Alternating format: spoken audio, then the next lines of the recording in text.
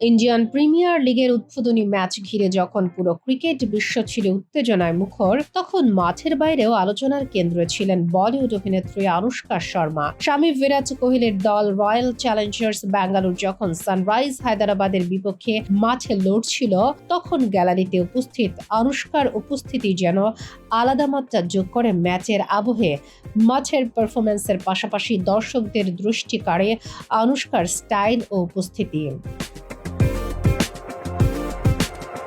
তিনি আরও প্রমাণ করেন, ফ্যাশন মানেই জাঁকজমক নয়, বরং সরলতা দিয়েও তৈরি করা যায় অনন্য আকর্ষণ।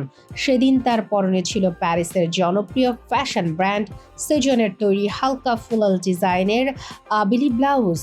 এর সঙ্গে মিলিয়ে তিনি বেছে নেন আরামদায়ক বেল্ট বটম ডেনিম জিন্স, যার পুরো লুকে এনে দেয় একদিকে আধুনিকতা, অন্যদিকে স্বাভাবিক স্বাচ্ছন্দ্য।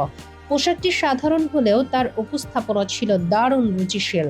জানা গেছে এই ব্লাউজটির দাম প্রায় 18,877 ভারতীয় রুপি, যা বাংলাদেশি মুদ্রায় প্রায় 24,000 টাকার বেশি।